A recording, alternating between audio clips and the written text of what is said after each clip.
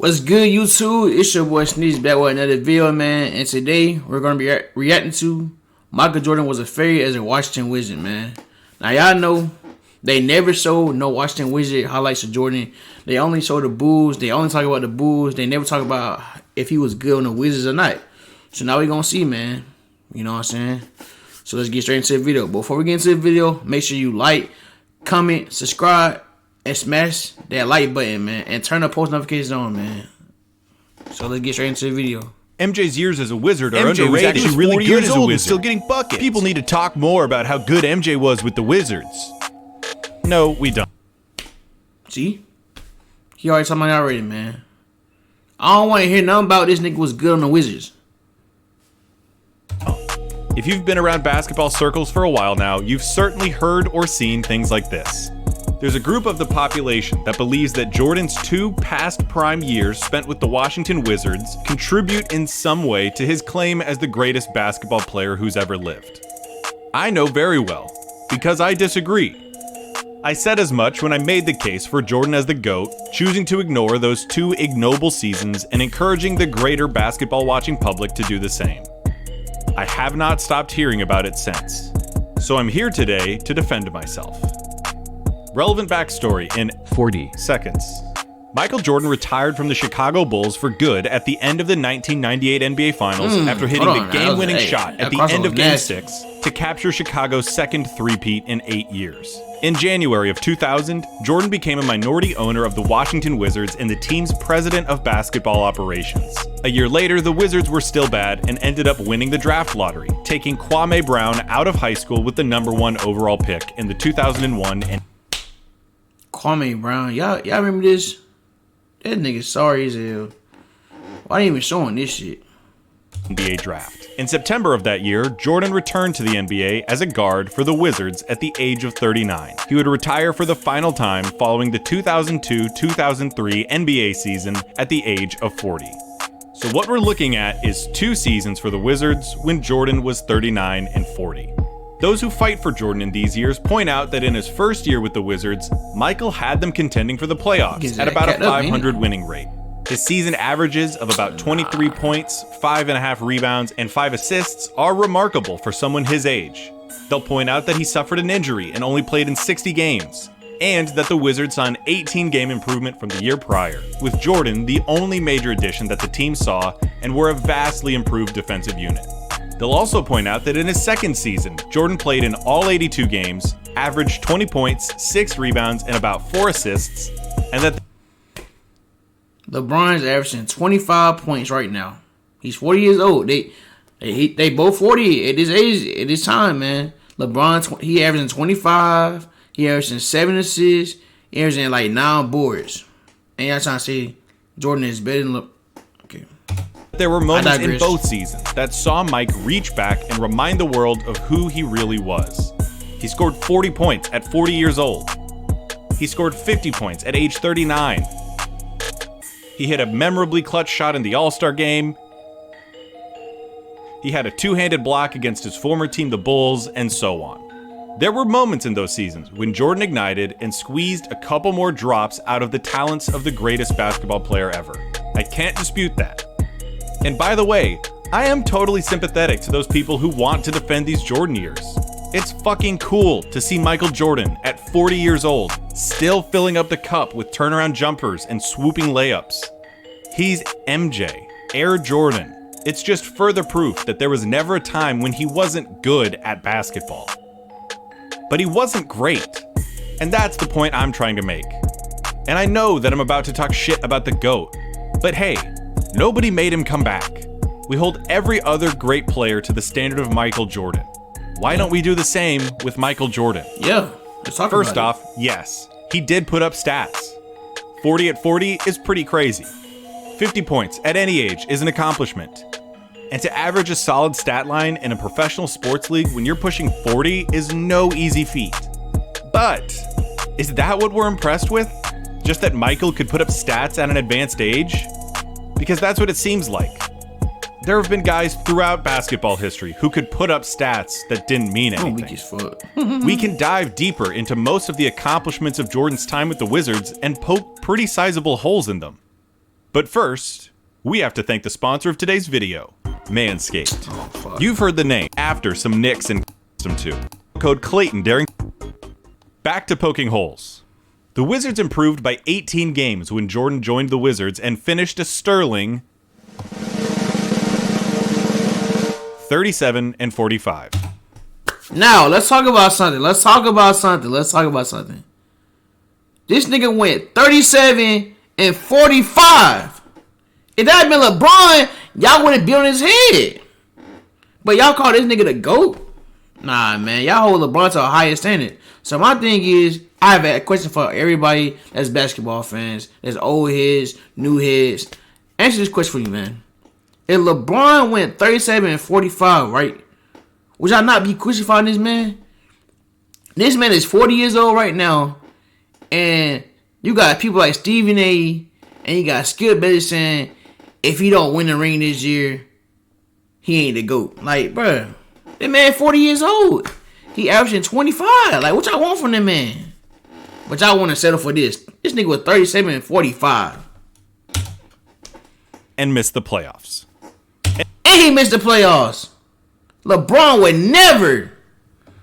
And sure, he got injured and missed the end of the season. But even if they'd finished at the 500 rate they were winning at when he was healthy, they would have still missed the playoffs. And that was the whole point.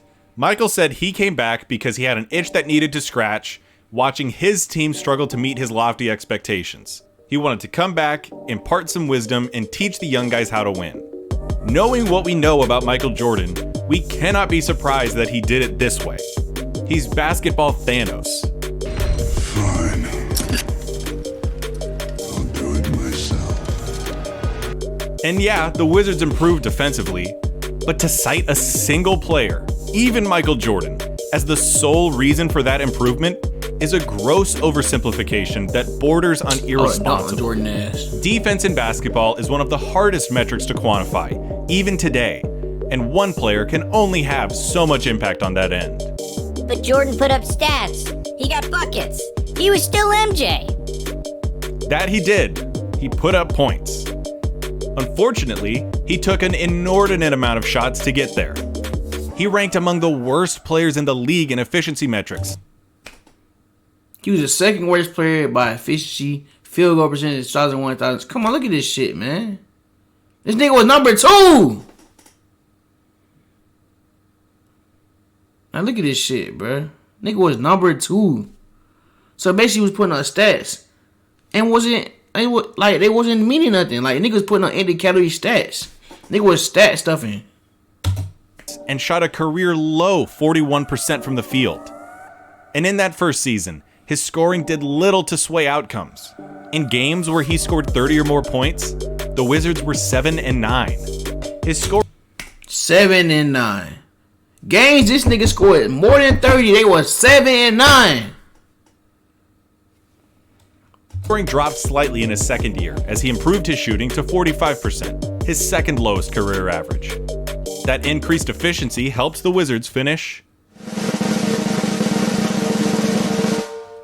37-45. Again. They went 37-45 again. In games he scored more than 30 points, they were 7-9. If LeBron scored more than 30 points, they winning no games. And missed the playoffs. And they missed playoffs again. Come on, man. Again. Look, MJ wasn't an embarrassment. It's not like he was Willie Mays. But to pretend that he was still all of Michael Jordan, or even that he was one of the most impressive athletes at an older age, is incorrect. More than anything, you can't convince me that 2 years that he spent on a team that he ran, putting up empty stats on a mediocre team, meaningfully contributes in any way to the conversation of that player as the greatest basketball player of all time. And what, you're gonna tell me I should lower the standard and expectations? Nope. Because he took a few years off and because he's older? Fine. That's why it is impressive that he put up stats. But again, how is that in any way meaningful to Jordan's overall legacy? Because that legacy is of the GOAT. We also can't ignore the fact that this was Jordan's team. Literally. Not just an attitude. He built it. He picked who he played with and who coached him. He hired Doug Collins. So this nigga handpicked this team, and these niggas still in the playoffs. Not one, but 2 times. But this y'all GOAT. This is y'all GOAT. Y'all want to talk about my GOAT. But this nigga handpicked his team. He picked his players. He picked his coach. He picked his coaching staff. And nigga still went 37-45 twice. Yeah, okay. A brilliant basketball mind, and by all indications, a wonderful person who preceded Phil Jackson as Michael's coach on the Bulls. Of course, Collins wasn't going to disagree or go over Michael's head. Yeah, Michael was his player, but Michael was also his boss. Jordan drafted Kwame Brown with the first overall pick and then destroyed. Jordan, you drafted this bum ass nigga. You drafted this Bush. But you supposed to know. You are supposed to be the greatest player of all time. You supposed to know talent, and you pick him. You pick him. You pick this trash. Where's Kwame Brown now?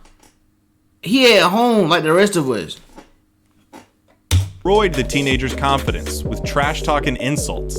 Brown never developed the rhythm nor confidence to fulfill his potential and goes down as one of the most underwhelming number 1 picks ever. You're probably saying that Kwame wasn't tough enough to hang with Jordan, that he didn't have it in him. But remember, Kwame was coming right out of high school as the top pick in the draft. The stories about how unprepared he was for life on his own are pretty famous. He didn't know how to buy groceries for himself, how to take his clothes to the dry cleaners. Just like most kids in their first year out of high school. What does guy do here hooping, man? Can this nigga hoop or can he not hoop? Like, what groceries, what him buying groceries and not know how to do stuff out of high school got doing with hooping? LeBron came out of high school hooping, dunking on niggas. Matter of fact, why they don't show the clips of LeBron playing Jordan? You know why? Because I know LeBron exposed him, that's why. He was learning a lot. It's important to remember that in those situations, the prep to pros that make it, like LeBron, Dwight Howard, and KG, are exceptions. Y'all see that? Not the rule. His life was changing dramatically. The last thing he needed was the most homicidally competitive athlete of the last 50 years screaming at him on the court as a player, while also maintaining an incredible amount of control over the team as a quasi-executive. Sure, maybe Kwame would have never developed into a great player or even an all-star. Maybe he didn't have it in him. But I have to believe that on any other team, he would have been in a better situation. Facts. And if we're gonna ease up on the leash with MJ because he's older and he's been out of the league for a few years and because he said he's just coming back to be a mentor and teach the kids, we're applying a different standard to him than the one he was holding others to. It wasn't just that Jordan wanted to come in, impart some wisdom, and help the team grow organically. After year 1, he traded Rip Hamilton, the same Rip Hamilton who would be an integral part of Detroit's 2000. You traded Rip Hamilton, but you didn't get rid of Kwame Brown. What type of GM are you? Now I see why you just don't do basketball no more, because you're terrible, man. You traded this man and now he got a championship. Yeah, Jordan, I don't know what's wrong. Yeah. For championship roster for Jerry Stackhouse, a talented offensive player who would go on to say that he wished he never played for the Wizards. It was a win-now move that didn't produce a single more win than the year prior and saw a championship piece traded away. Again, I don't blame Jordan for doing it the way he did. He's Michael Jordan, basketball Thanos. He only knows one mode of athletics: win. But when he is no longer a player who can ensure that that happens through sheer will and talent, fails as an executive to construct a roster that could potentially develop into that, and can't transition into a mentorship role that is conducive to that outcome, how can we label that experiment as anything other than a failure? The Wizards. So a nigga at Kareem at 40 years old got back-to-back championships. This nigga Jordan out the door was 37-45. Not once, but twice. But y'all want to call this nigga the GOAT, man. Alright, man. My final thoughts on this is, we all know Jordan was sorry on the Wizards. You know what I'm saying? I ain't really gonna talk about him that much. But as a LeBron fan, if LeBron's playing this way at 40 years old, y'all be on this man head, bro. So my thing is, y'all talking about Jordan, this and that. We gotta talk about it though. We gotta talk about the last 2 years, Jordan played like trash. He was a sorry GM. He was just putting on empty calorie stats out there, man. You know what I'm saying? They won't contribute nothing. They ain't made the playoffs. They missed the playoffs twice. He got rid of Richard Hamilton and traded him to the Pistons, and then they won a championship with him. And then you trade for Jerry Stackhouse, and y'all still get the same amount of wins. That ain't it, man. That ain't it. But hey, man, I appreciate y'all for watching the video. Let me know what y'all want to watch next. Basketball related, football related. Let me know what y'all want to watch down in the comment section. Smash the like button. And it's me, your boy Sneaks. And I'm out this guy. Love y'all, man. Keep supporting.